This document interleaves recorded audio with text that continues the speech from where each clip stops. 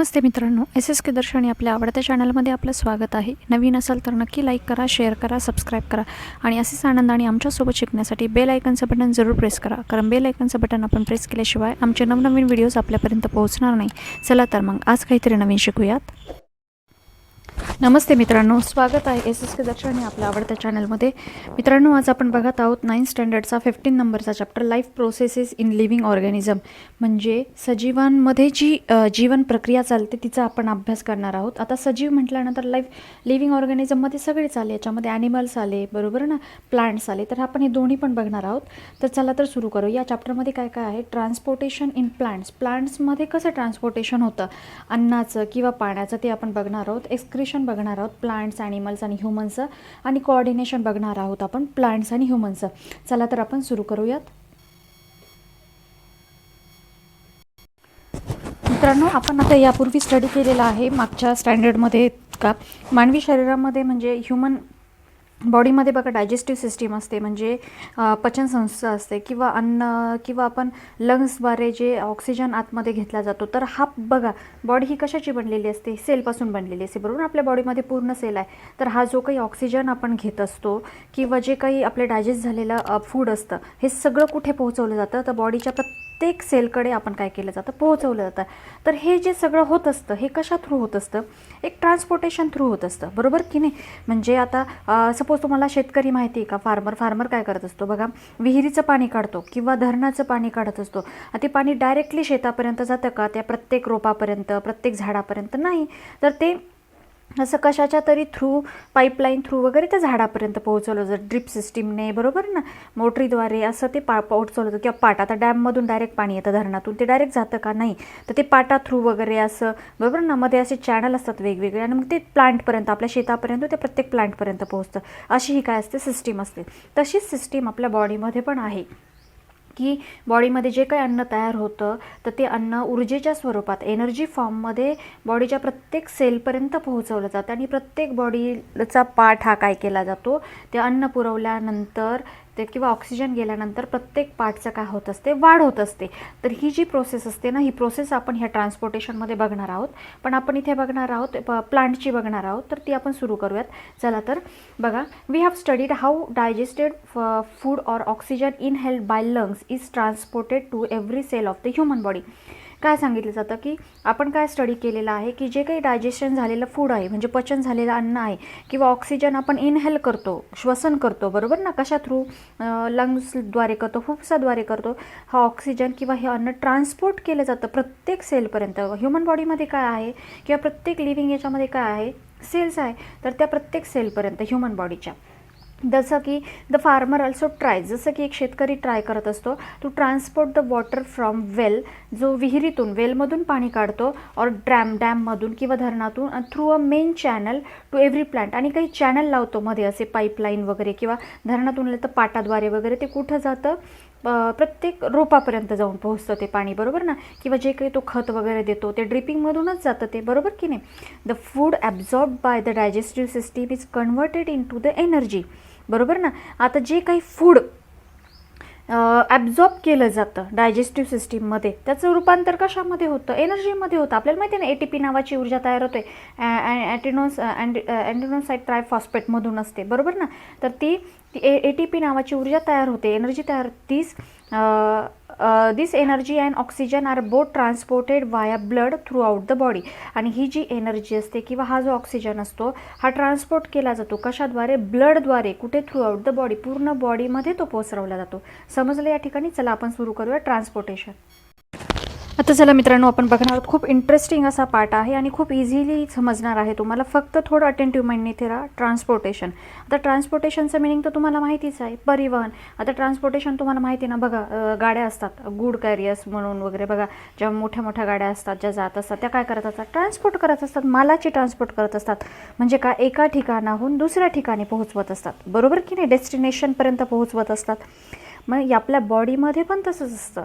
जे काही अन्नपदार्थ असतात, पाणी असतं, बरोबर ना, ते एका भागातून दुसऱ्या भागापर्यंत किंवा पूर्ण बॉडीमध्ये पोहोचवण्याचं काम केलं जातं, त्याला ट्रान्सपोर्टेशन म्हणतात.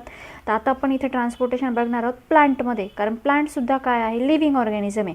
जसं ॲनिमल आहे तसे प्लांट्स पण आहेत. फक्त प्लांट एका जागेवरून दुसऱ्या जागेवर जाऊ शकत नाही, बरोबर ना, पण ते काय आहे, लिव्हिंगच आहे. हे तर आपण शिकलेलोच आहोत ना. चला तर आपण बघणार आहोत. तर मला सांगा ट्रान्सपोर्टेशन कसलं होत असेल. एक लॉजिकली सांगा मला की वनस्पतींना, प्लांटला काय लागत असेल तेव्हा त्याच्यामध्ये खाण्याचा पदार्थ लागत असेल, बरोबर की नाही. अन्न आणि पाणी हे 2 गोष्टी लागतात त्यांना. मग ह्या 2 गोष्टींचंच त्यांच्यामध्ये काय होत असेल, ट्रान्सपोर्टेशन होत असेल. त्यालाच मराठीतून काय म्हणतात, परिवहन होतात, बरोबर ना. मग आता आपण इथे बघणार आहोत कसं होतं. बघा ट्रान्सपोर्टेशन म्हणजे परिवहन. आता हे मराठीतून तुम्हाला समजलं. बघा by the process of transportation म्हणजे ही जी प्रोसेस असते ट्रान्सपोर्टेशनची, a substance either synthesized or absorbed in one part of the body reaches another. किती सोपं आहे बघा, किती म्हणजे इझिली समजतं की जे काही सबस्टन्स असतात, जे सिंथेसाइज केले जातात, म्हणजे संश्लेषित केले जातात किंवा ॲब्झॉर्ब केले जातात, म्हणजे शोषून घेतले जातात एखाद्या पार्टने, one part of the body, बॉडीच्या एखाद्या पार्टने काही पदार्थ जर काही संश्लेषित केले, पाणी म्हणा, अन्न म्हणा, बरोबर ना, काही खनिज असे, तर ते काय केले जातात, त्या पार्टपासून बॉडीच्या अनेक बाकीच्या पार्टकडे काय केले जातात, पोहोचवले जातात, रीच केले जातात. यालाच काय म्हटलं जातं, ट्रान्सपोर्टेशन. समजलं. आता बघा ट्रान्सपोर्टेशन इन प्लांट्स. आता प्लांट्समध्ये ट्रान्सपोर्टेशन बघायचं आहे आपल्याला. तर प्लांट्समध्ये बघा, why do we eat fruits and vegetables, प्रश्न विचारलेला आहे. आपण फळे आणि भाजीपाला का खातो मला सांगा बरं. Do the plants also need minerals like we do. आता आपण का खातो, आपल्याला माहिती आहे आपल्याला काय करायचं असतं, आपल्याला न्यूट्रिशन्स मिळवायचे असतात, आपल्याला वाढ करायची असते स्वतःची, बरोबर ना. तर यासाठी आपण हे सगळं खात असतो. तसंच वनस्पतींना पण, प्लांट्सला सुद्धा मिनरल्सची गरज असते, कारण त्यांना पण वाढायचं असतं, बरोबर की नाही. जीवन जगायचं असतं. जीवन जगताना जोवर जीवन आहे तोवर अन्नपदार्थ लागतात, तसेच प्लांट्सला पण लागतात. From where do the plants get inorganic substance. मग हे प्लांट्सला इनऑर्गॅनिक म्हणजे जे अकार्बनी. आता इनऑर्गॅनिक म्हणजे कसे असतात, जे प्लांट्स किंवा ॲनिमल्सपासून नाही मिळत, पण ते दुसरी कुठून तरी मिळतात, बरोबर ना. तर ते इनऑर्गॅनिक सबस्टन्सेस कुठून मिळतात त्यांना, other than carbon dioxide and oxygen. हे कार्बन डाय आणि ऑक्सिजन शिवाय त्यांना इतर जे इनऑर्गॅनिक सबस्टन्स असतात ते कुठून मिळतात ते आपण बघणार आहोत. चला तर. Most animals move from place to place. Animals काय होत असतात, प्लेस टू प्लेस म्हणजे एका जागेवरून दुसऱ्या जागेवर मूव्ह होत असतात, बरोबर ना, हालचाल करत असतात. पण प्लांट करू शकतात का, नाही. But plants do not, plant करू शकत नाही. There are many dead cells in the plant body. आता हे तर माहितीच आहे तुम्हाला की बॉडीमध्ये सेल्स असतात. बॉडी ही सेलपासूनच बनलेली आहे, बरोबर की नाही. आणि पूर्ण बॉडीमध्ये सेल असतात. पण प्लांट बॉडीमध्ये सुद्धा सेल असतात, पण काही सेल्स म्हणजे खूप साऱ्या सेल्स कशा असतात, त्याच्यामध्ये डेड असतात, म्हणजे मृत असतात, मृत पेशी असतात त्या. They need less energy. त्यांना कशी एनर्जी लागते, खूप कमी एनर्जी लागते प्लांटला ॲज कम्पेअर टू ॲनिमलपेक्षा. कारण ॲनिमलमधल्या सगळ्या सेल जिवंत आहे, त्यामुळे प्रत्येक सेलला काय लागते, एनर्जी लागते, फूड लागतं, बरोबर की नाही. पण प्लांटमध्ये तसं नाही. प्लांटमध्ये मुळातच सेल कसे आहेत, डेड आहेत, त्यामुळे त्यांना लागणारी एनर्जी कशी आहे, ॲज कम्पेअर टू ॲनिमलपेक्षा लेस आहे, बरोबर ना. Plant needs inorganic substance. प्लांटला काय गरज असतं, हा एक्झामचा क्वेश्चन असणार आहे की इनऑर्गॅनिक सबस्टन्सची नीड असते प्लांटला. मग ते इनऑर्गॅनिक सबस्टन्स कोणते, ऑक्सिजन आणि कार्बन डायऑक्साईड सोडून. तर ते आहे नायट्रोजन, फॉस्फरस, मॅग्नेशियम आणि मँगेनीज, सोडियम एक्सेट्रा. हे लक्षात ठेवायचे. Soil is the nearest and richest source of this substances. आता हे सगळं कुठून मिळणार, आता प्लांट राहतात कुठे, जमिनीत राहतात, बरोबर की नाही. ते जमिनीतच उभे आहेत, जन्मापासून तर मृत्यूपर्यंत ते जमिनीतच वाढतात. तर मला सांगा, मग हे सगळं त्यांना मिळणार कुठून, सॉईलमधूनच मिळणार, बरोबर की नाही. त्यामुळे सॉईल इज द नियरेस्ट आणि रिचेस्ट, खूप मोठा असा स्रोत आहे हे सबस्टन्स मिळवण्याचा. Root of plants absorb this substances from the soil. आता हे प्लांटचे, हे बघा इथे या ते प्लांटचे प्लांटचे जे रूट असतात हेच सगळे ॲब्झॉर्ब करतात ना, कारण हे रूट कुठे आहेत, जमिनीच्या खाली आहे. बाकीचं प्लांट कुठे असतं, एरियल पार्टमध्ये असतं, म्हणजे जिथे जमिनीत नसतं ते असं ओपन असतं, बरोबर की नाही. म्हणजे पण मुळं कुठे असतात, जमिनीशी लगत असतात, जमिनीमध्ये असतात. त्यामुळे हे रूट्स काय करत असतात, प्लांटची ॲब्झॉर्ब करतात हे substances, nitrogen, phosphorus, magnesium, manganese, sodium, हे जमिनीतून, सॉईलमधून, आणि ट्रान्सपोर्ट आणि ट्रान्सपोर्ट कुठे करतात, मुळं घेतात आणि हळूहळू वर नेतात, स्टेममधून इकडे पानांपर्यंत पोहोचवतात, फुलांपर्यंत पोहोचवतात. आलं लक्षात. अशा पद्धतीने पूर्ण झाडापर्यंत ते पोहोचवतात, ट्रान्सपोर्ट करतात.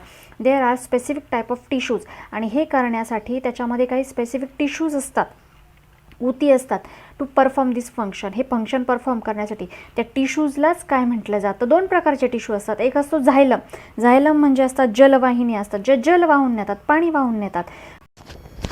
आणि सेकंड जे असतं बघा, एक असतं झायलम, जे काय असतात, जलवाहिनी आपण म्हणतो, जे काय वाहून नेतात, जल वाहून नेतात, पाणी वाहून नेतात, water. The xylem conducts the water, wear as the phloem. Phloem जे असतात त्या रसवाहिनी असतात, म्हणजे अन्न पदार्थ वाहून नेत असतात, त्या फूड वाहून नेत असतात. बघा, phloem conducts the food. All parts of the plants are connected with this conducting tissues. आणि हे जे असतात ना प्लांटचे सगळे पार्ट हे कुठे कनेक्टेड असतात, या टिश्यूला कनेक्टेड असतात, बरोबर ना. मग ते कनेक्टेड असल्यामुळे या झायलममधून आणि या फ्लोअममधून त्यांना काय पोहोचवलं जातं, पाणी आणि वॉटर आणि काय फूड पोहोचवलं जातं. आणि मग ते फूड घेतात आणि त्याच्यापासून त्यांना एनर्जी मिळते आणि ते वाढतात. समजलं हे लॉजिक किती इझी आहे. तर लक्षात घ्या, हे दोन एक्झामला विचारणारे क्वेश्चन्स आहेत. तर प्लांट्समध्ये असणाऱ्या टिश्यूंची नेम काय आहे, एक आहे झायलम, ज्याला मराठीत म्हणतात जलवाहिनी, ज्याच्यातून वॉटर पोहोचवलं जातं झाडाच्या प्रत्येक पार्टपर्यंत. आणि दुसरा असतो फ्लोअम, त्याच्यामधून रसवाहिनी, त्याला म्हटलं जातं फूड, ज्याच्यामधून फूड किंवा हे जे मिनरल्स वगैरे जे आहेत ना, हे त्याच्यातून प्लांटच्या प्रत्येक पार्टपर्यंत पोहोचवलं जातं. समजलं या ठिकाणी. चला तर पुढे जाऊयात. बघा तर मित्रांनो, आता या ठिकाणी आपण मूव्ह झालो आहोत पुढे. बघा, transportation of water in plants. आता पाण्याचं ट्रान्सपोर्टेशन आपण करत आहोत कशामध्ये, प्लांट्समध्ये, बरोबर ना. हे दोन पद्धतीने होतं. एक असतो रूट प्रेशरमध्ये. रूट म्हणजे काय, मूळ, आणि प्रेशर म्हणजे काय, दाब, म्हणजे मूळ दाब, त्याच्यामुळे होतं. आणि दुसरं जे असतं ना बघा या ठिकाणी, तर हे असतं ट्रान्सपिरेशन पूल. ट्रान्सपिरेशन पूल म्हणजे बाष्पोच्छवास होतो, त्याच्यामध्ये जे बाष्पीभवन होतं ना त्यामध्ये होतं. तर ह्या दोन पद्धतीने काय केलं जातं, पाण्याचं ट्रान्सपोर्टेशन प्लांट्समध्ये प्रत्येक पार्टपर्यंत केलं जातं. हे आपण बघणार आहोत. चला तर त्यासाठी आपण एक एक्सपेरिमेंट करणार आहोत, तो बघूयात कसा करायचा. बघा तर मित्रांनो, या ठिकाणी बघत आहोत आपण एक रूट प्रेशरमध्ये कसं असतं, मूलदाबमध्ये, त्यामध्ये पाण्याचं ट्रान्सपोर्टेशन कसं होतं वॉटरचं. तर यामध्ये काय केलं जातं बघा, एक एक्सपेरिमेंट दिलेला आहे. तर दोन हे घेतलेले त्यांनी या ठिकाणी प्लांट्स आहेत ना, तर ते नावं तुम्हाला सांगते मी. एक असतो बाल्सम आणि एक असतो ट्यूबररोज. आता याला गुलछडी म्हणतात, ते तुम्हाला माहीतच असेल. गुलछडीचं फूल असतं बघा, लांब दंडीचं, व्हाईट कलरचं, शक्यतो गजऱ्यामध्ये वगैरे वापरलं जातं आणि त्याला खूप स्मेल असतो. दुसरा असतो तो तेरडा, ते नवरात्रात वगैरे वापरतात. तुमच्या आईला वगैरे विचारा, त्याची माळ घातली जाते, तर ते माहीत असेल तुम्हाला, बघा ते. तर ह्या दोन प्लांटचं काय घेतलेलं आहे त्यांनी, रूट घेतलेले आहेत, मुळासह, म्हणजे ती वनस्पती घेतली अशी प्लांट अशी, आणि वॉश केली आणि स्वच्छ धुतली तिचे roots as shown in the figure, and keep it in water containing stain like safranin आणि लिओसिन. ह्या दोन म्हणजे कलर असणाऱ्या वॉटरमध्ये त्यांना ते टाकलं आणि 2-3 तास असं ते ठेवून दिलं. Observe the stem and Wien of the leaves after 2-3 hours. मग 2-3 तासानंतर त्याचं ऑब्झर्वेशन केलं आपण, त्याच्या मुळांचं, पानांचं वगैरे सगळं काय केलं आपण, ऑब्झर्वेशन केलं.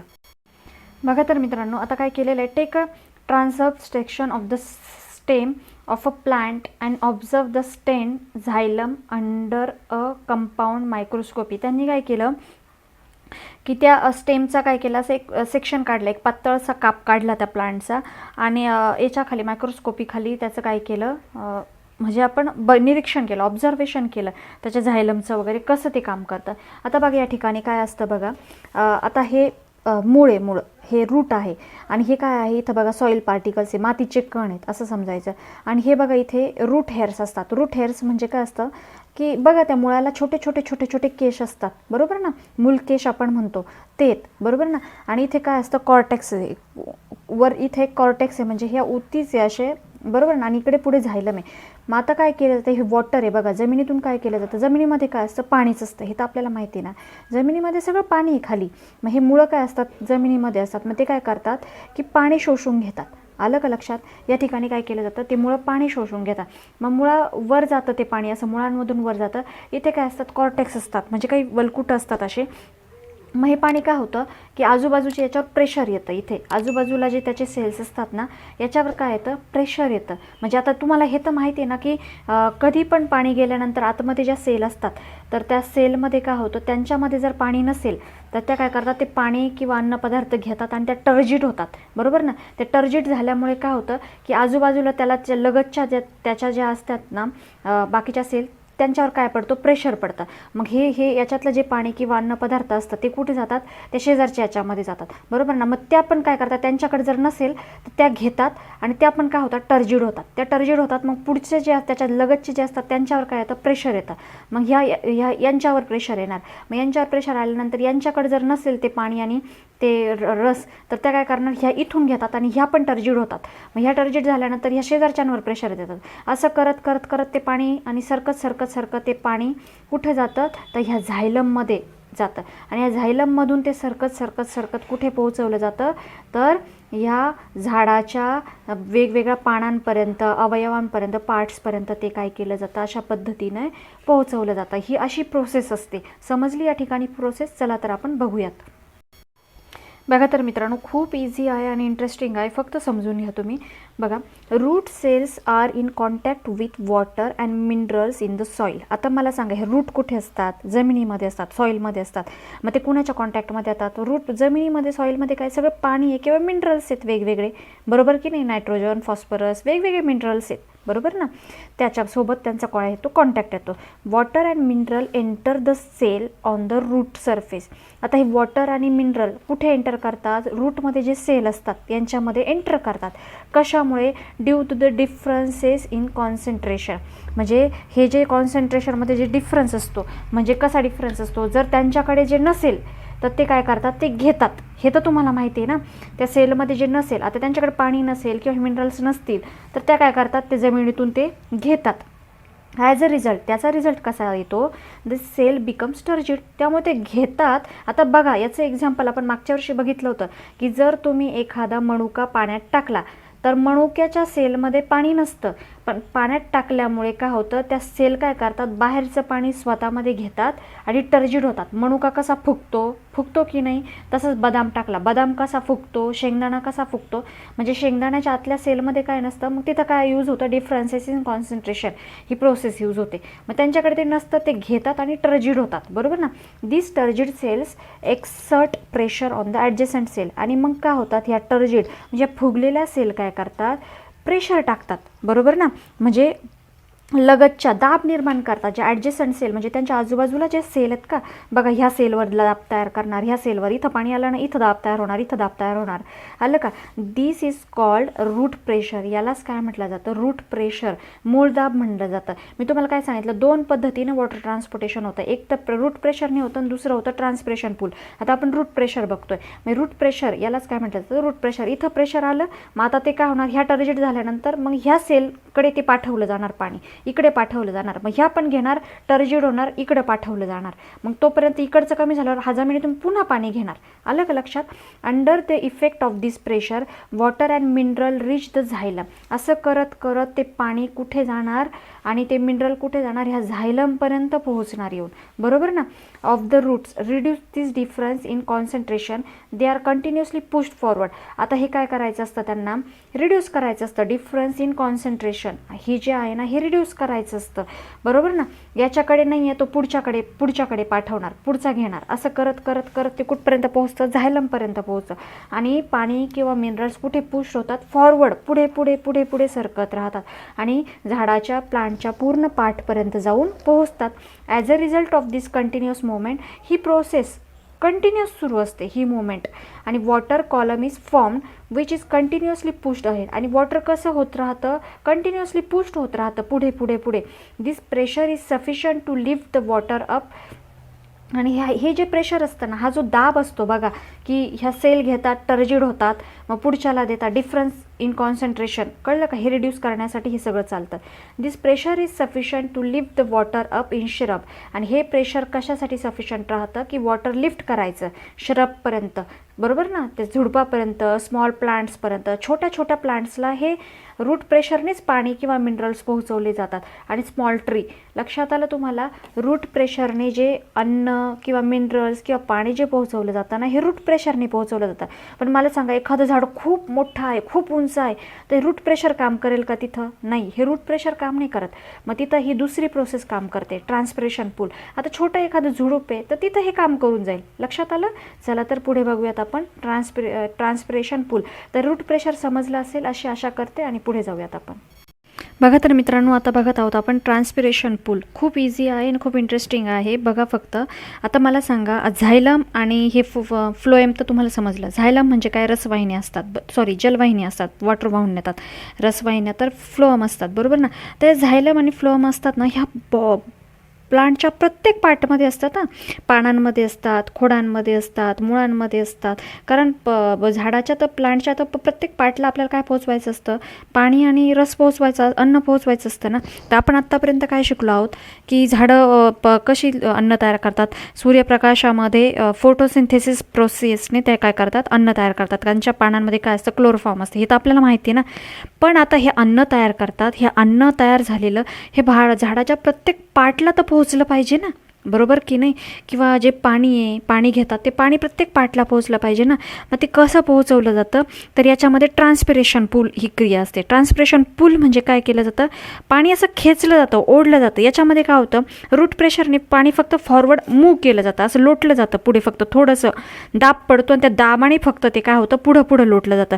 आता छोट्या झाडापर्यंत दाबाने ते पटकन टोकापर्यंत जाऊन पोहोचेल, पण खूप उंच झाडापर्यंत असं दाब देऊन जाईल का ते? असं हळूहळू नाही जाणार. तर त्याला फास्ट प्रोसेस लागेल. मग ही ट्रान्सपिरेशन पूल असते, म्हणजे बाष्पीभवनाची बाष्पोच्छवास म्हणतो आपण त्याला. तर बाष्पोच्छवास म्हणजे कसं असतं? झाडांमध्ये कसं असतं बघा, तुम्ही एक कधी असं बघितलं की एखाद्या फांदीला वनस्पतीच्या तुम्ही काय करायचं? प्लास्टिकची पिशवी बांधून ठेवायची आणि बघायचं काय होतं. त्या प्लास्टिकच्या पिशवीमध्ये बघा तुम्हाला असं काही काळानंतर असं पाणी बाष्प आल्यासारखं वाटेल ना. मग ते बाष्प येतं कुठून? तर ते बाष्प येतं कुठून? तर ते आपण इथे बघणार आहोत. बघा असं पाणी येतं. तर कसं असतं माहिती का?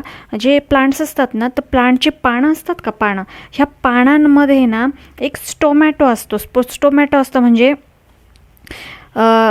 असं पर्णरंध्र म्हणतो आपण त्याला. बघा, हा स्टोमॅटो असतो, म्हणजे आतमध्ये, पानाच्या आतमध्ये काय असतात? टिश्यू असतात, बरोबर ना. तर ह्या काय करतात? पाण्याचं जे काही हे झायलोम असतो आतमध्ये, पानाच्या आतमध्ये, याच्यातून जे काही पाणी येतं ना, ते पाणी पाण्यात साठतं. पण काय होतं? जे जास्त, मग हे पाणी काय केलं जातं? ह्या स्टोमॅटोतून बाहेर टाकलं जातं सारखं. त्याच्यातून काय केलं? पर्णरंध्रामधून पाणी बाहेर टाकलं जातं. बाष्पोच्छवास, मी तुम्हाला म्हणा, प्लास्टिकची पिशवी लावली तर ती ओली होईल. हे पाणी काय टाकलं जातं? बाहेर टाकलं जातं. मग परत खालून पाणी झायलोम ओढतो, परत इथपर्यंत पोहोचवतो. हे बाहेर टाकल्यामुळं खालून पाणी घेण्याची, इथं कमी पडलं, खालून पाणी ओढण्याची प्रोसेस फार फास्टमध्ये होती. आलं का? हे जर पाणी इथं स्टोअर होऊन राहिलं ते सडून जाईन आतल्यात. लक्षात आलं का? फास्ट पाणी वर येणार नाही. मग हे काय केलं जातं? ह्या पानांमधून याच्यामध्ये स्टोमॅटोच्या मदतीने काय केलं जातं? वेपर, पाण्याचे बाष्पीभवन होऊन पाणी पानातून बाहेर पडलं जातं. तर बघा, plant give out water in the form of vapour through the stomata on their leaves. तर बघा, प्लांट्समध्ये कसं असतं की वॉटर हे बाहेर टाकलं जातं वेपरच्या स्वरूपात, बाष्पाच्या स्वरूपात. कोणाच्या मदतीने? स्टोमॅटाच्या मदतीने. स्टोमॅटो म्हणजे पर्णरंध्र, पानांना काय असतं? त्याचे रंध्र असतात बघा या ठिकाणी. त्याचं गार्डचं काम करत असतं. 2 cells are called guard cells. ह्या 2 सेल्स असतात बघा, यांना गार्ड सेलचं काम केलं जातं. ह्या काय होतात? बंद होतात आणि उघडतात. उघडलं की याच्यातून पाणी बाहेर येतं, परत बंद होतात. त्या are present around the stomata. ह्या सेल्स असतात. This cells control the opening and closing stomata. ह्या सेल काय काम करत असतात? क्लोज करायचं स्टोमॅटा आणि ओपन करायचं. ट्रान्सपिरेशन ऑकर्स थ्रू दिस स्टोमॅटा. हे जे ट्रान्सपिरेशन होतं ना, बाष्पीभवन होतं ना, बाष्पोच्छवास, ते याच्या थ्रू होत असतं.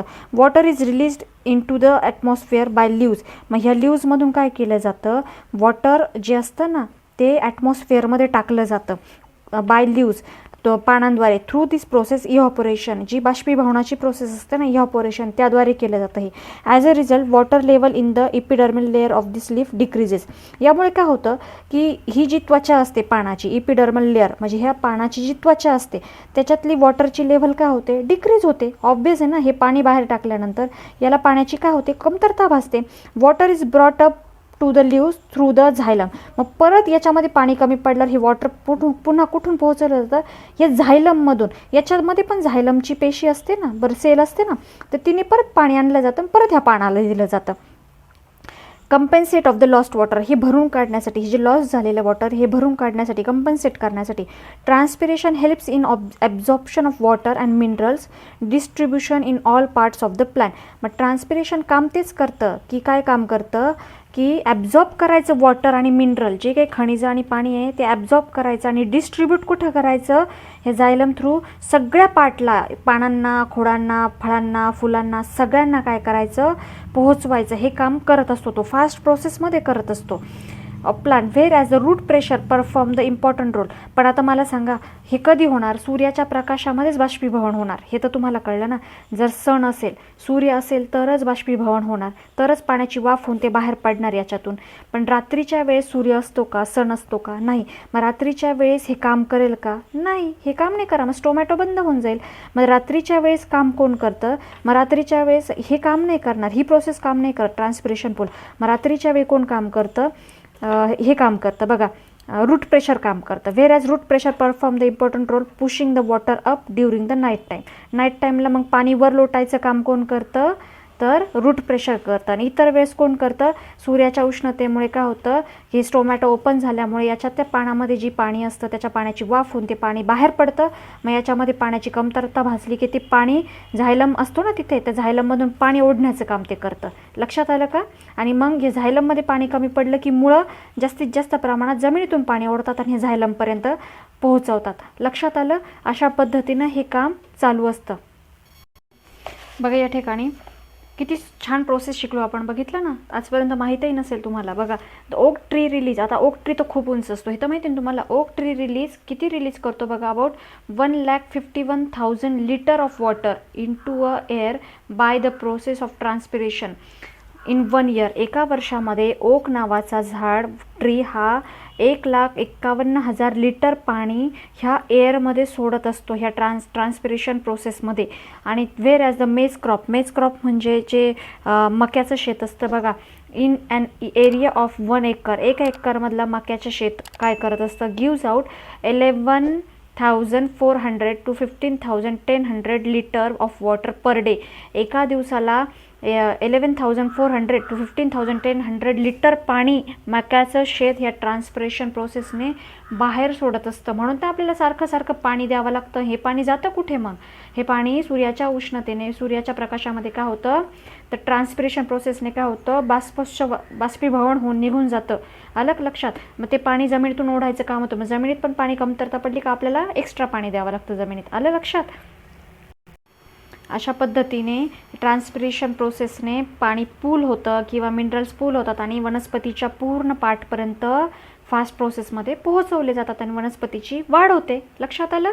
चला आता बघूया transportation of food and other substance in plant. आता प्लांटमध्ये फूडचं ट्रान्सपोर्टेशन कसं होतं किंवा अदर सबस्टन्सेसचं कसं होतं. Transportation of food and other substance in plant. आता प्लांटमध्ये जे ट्रान्सपोर्टेशन होतं फूडचं आणि अदर सबस्टन्सेसचं ते कसं होतं आपण बघणार आहोत. खूप इझी आहे बघा.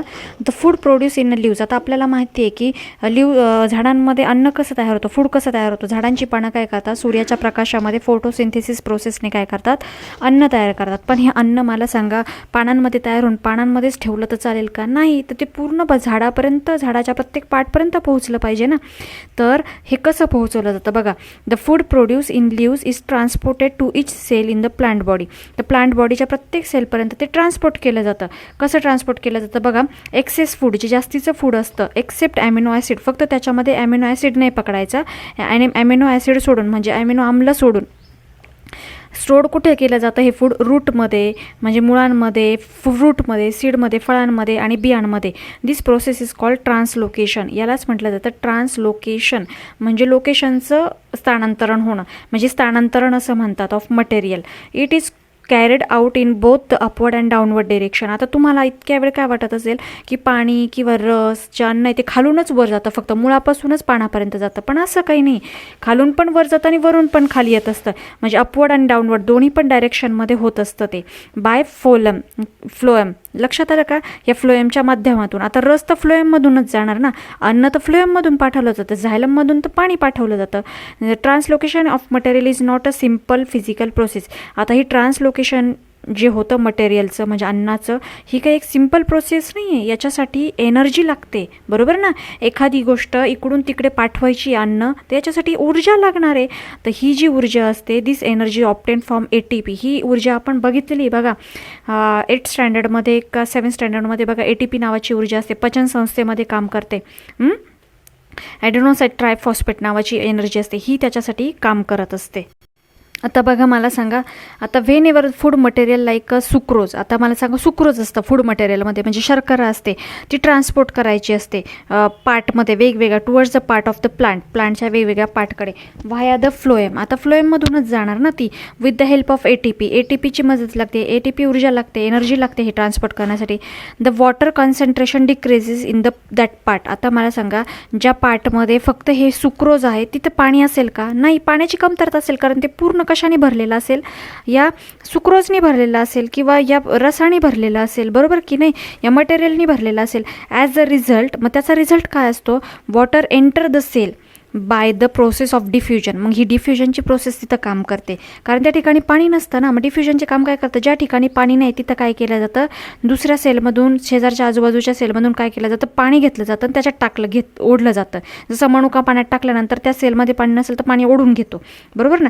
The pressure of the cell wall increase. त्यामुळं काय होतं? तो रस तर ऑलरेडी त्याच्यात असतो आणि पाणी पण येतं. मग आणखी काय होतं? त्या प्रेशर वाढतो, त्या वॉलचा इन्क्रीज होतो, आणि इन्क्रीज झाल्यानंतर काय होतं? Cellular contents due to the increase pressure food is pushed. मग काय होतं? दाब पडतो, दाब आजूबाजूच्या सेलवर काय पडतो? दाब पडतो. आणि ह्या इन्क्रीज प्रेशरमुळे फूड हे काय होतं? पुश केलं जातं. पुढे काय केलं जातं? पुश केलं जातं in to the neighbouring cell. शेजारच्या सेलमध्ये पुश केलं जातं. आणि where as the pressure is low. आणि मग तिथला जिथं पुश केलं ना त्याच्या आधीच्या सेलचा प्रेशर काय होऊन जातो? लो. आणि जिथं पुश केलं तिथला प्रेशर काय होऊन जातो? वाढून जातो. This process help the phloem to transport the material. मग काय होतं? असाच पद्धतीने मग पुढची पण सेल काय करते? तेच करते, पाणी घेते आणि ते मटेरियल, तिचं पण प्रेशर इन्क्रीज होतो, ती पण टर्जिड होते आणि ती पुढचीवर प्रेशर देते आणि ते अन्न पुढे लोटून देते. मग पुढची परत तेच करते. असं करत करत करत करत ते मटेरियल प्लांटच्या ज्या भागामध्ये नीड आहे तिथपर्यंत जाऊन पोहोचतं. During the flowering season. आता फ्लॉवरिंग म्हणजे फळाचा जर सीझन असेल, फुलाचा जर सीझन असेल, the sugar stored in the root or stem. जी शुगर रूटमध्ये, मुळांमध्ये किंवा स्टेममध्ये असते ना, ती ट्रान्सपोर्ट केली जाते टुवर्ड्स द फ्लोरल बड्स. तर ज्या कळ्या असतात ना, तर त्या कळ्यांना ती पाठवली जाते, ती शुगर म्हणजे शर्करा. आणि टू द कशासाठी पाठवली जाते? कारण त्या बर्ड्सचं, त्या कळ्यांचं रूपांतर कशामध्ये होण्यासाठी? ब्लॉसम म्हणजे फुलांमध्ये रूपांतर होण्यासाठी तर हे पाठवली जाते ती. अशा पद्धतीनं अन्नरस पण पाठवला जातो. समजलं या ठिकाणी फूडचं ट्रान्सपोर्टेशन कसं होतं? आशा करते की तुम्हाला खूप व्यवस्थित समजलं असेल. या ठिकाणी आपण थांबत आहोत. रिमेनिंग चॅप्टरचा पार्ट आपण पार्ट 2मध्ये घेणार आहोत. चॅनल जर आवडला असेल तर नक्की लाईक करा, शेअर करा, सबस्क्राईब करा आणि बेल आयकनचं बटन दाबायला कृपया विसरू नका, कारण बेल आयकन दाबल्याशिवाय आपल्याला आमचे नवनवीन व्हिडिओज मिळू शकणार नाही किंवा जे व्हिडिओज आपले ऑलरेडी तयार झालेले आहेत ते आपल्यापर्यंत पोहोचू शकणार नाही. तेव्हा कृपया बेल आयकनचं ऑल बटन नक्की दाबा. चला तर भेटूया नवीन पार्टमध्ये. तोपर्यंत स्वस्त राहा, मस्त राहा, सुखी राहा, आनंदी राहा. धन्यवाद. मित्रांनो, चॅप्टरचा रिमेनिंग पार्ट 2मध्ये कव्हर करण्यात आलेला आहे. त्याची लिंक खाली डिस्क्रिप्शन बॉक्समध्ये दिलेली आहे. कृपया ती फॉलो करावी. पुन्हा भेटू न्यू पार्टसोबत. तोपर्यंत धन्यवाद.